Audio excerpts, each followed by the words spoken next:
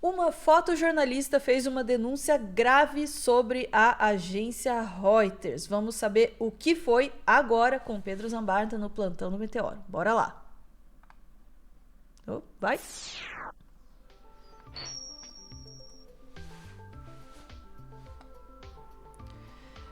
Pedro, o que aconteceu aí? Eu vi que tinha alguma coisa envolvendo uma jornalista da Reuters, mas não estou sabendo dos detalhes específicos. O que é que aconteceu?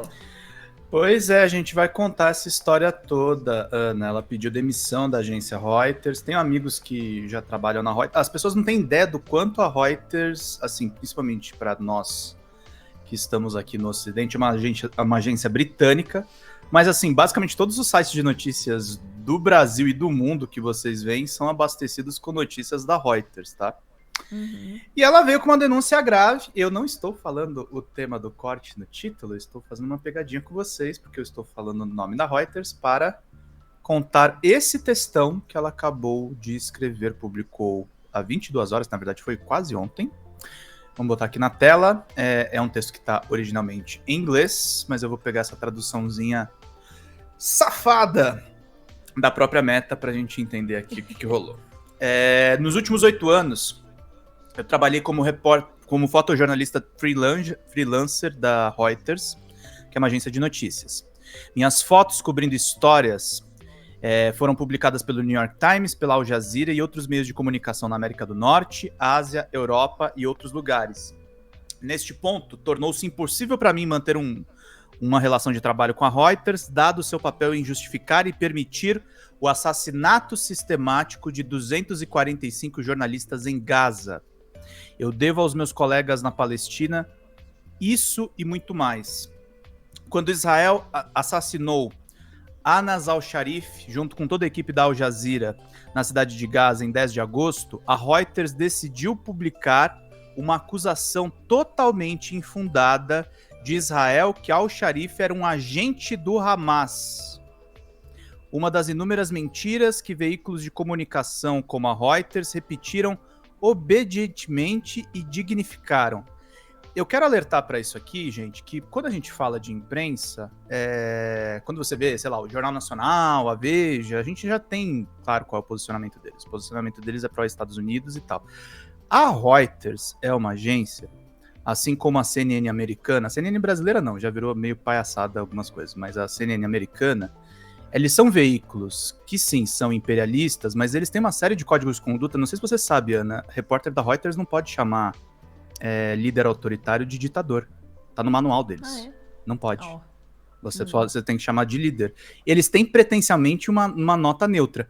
Se os caras me lançam essa acusação com um monte de gente assinando o serviço da Reuters, você tá repercutindo sionismo assim no bruto, sabe? E eu vou continuar a carta dela aqui. A disposição da Reuters em perpetuar propaganda de Israel não poupou seus próprios repórteres do genocídio israelense, mas 5 jornalistas, incluindo o cinegrafista Hossam Al-Masri, estavam entre as 20 pessoas mortas esta manhã em outro ataque ao Hospital Nasser.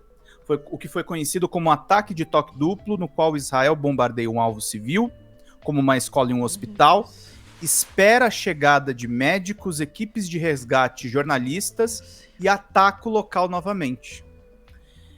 A mídia ocidental é diretamente culpada por criar as condições nas quais isso pode acontecer. Como disse Jeremy Scahill, aliás, recomendo que vocês assinem o canal dele, se vocês não quiserem assinar, se vocês não acompanharem somente a Al Jazeera, o Drop Site News é muito bom.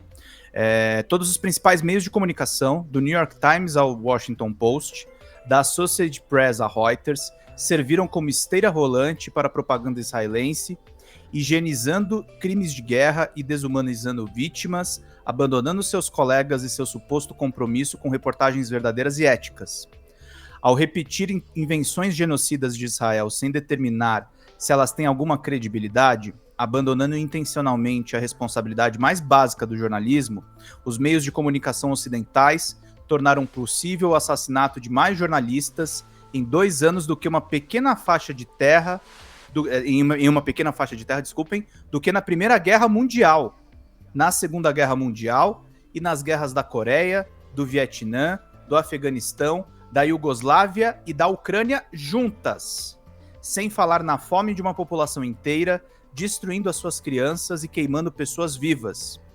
O fato do trabalho de Anas al-Sharif ter ganhado o prêmio Pulitzer para Reuters não os obrigou a defendê-lo quando as forças de ocupação israelitas colocaram uma lista de alvos de jornalistas acusados de serem militantes do Hamas e da Jihad Islâmica.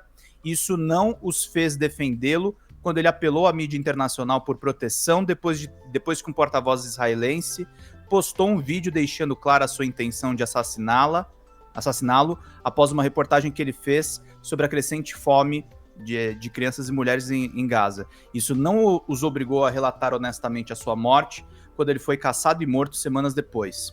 Valorizei o trabalho que eu fiz para Reuters nos últimos 8 anos, mas neste momento eu não consigo conceber usar essa credencial de imprensa com nada além de profunda vergonha e tristeza.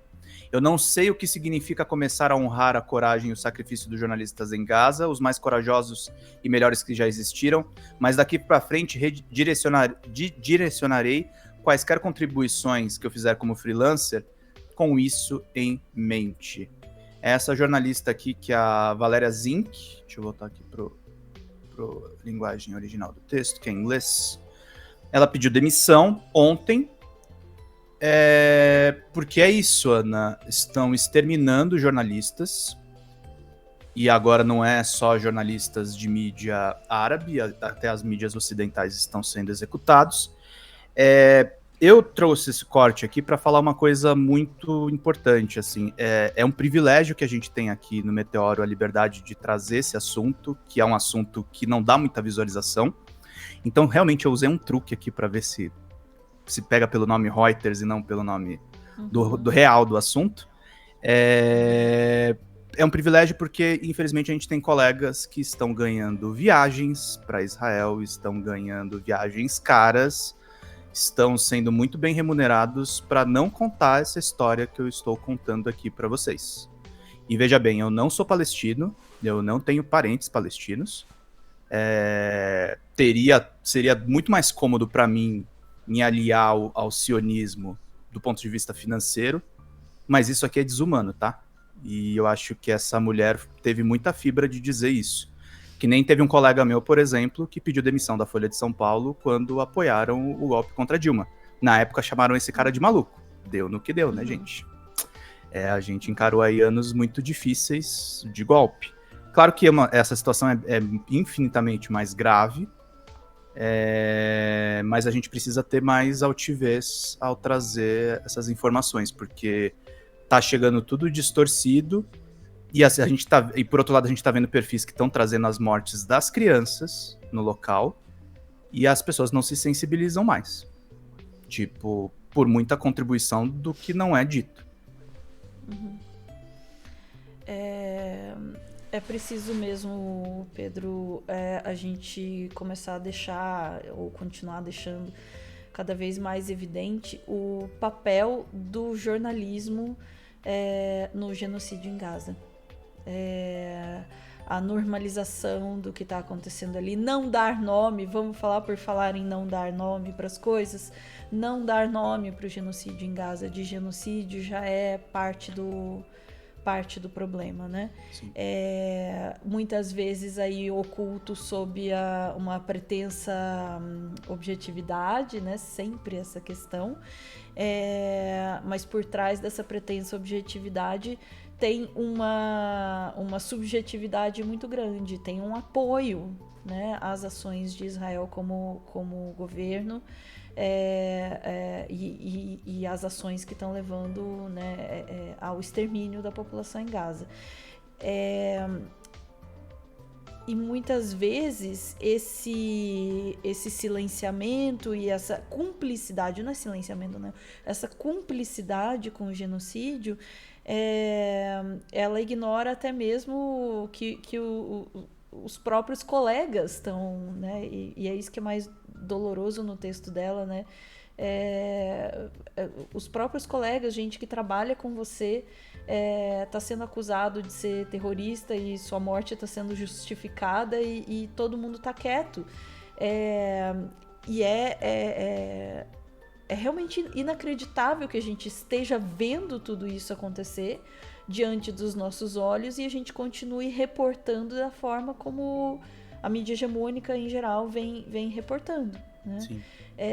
Até quando os interesses e alinhamentos políticos e econômicos vão ser suficientes para a gente não chamar um genocídio de genocídio, assim.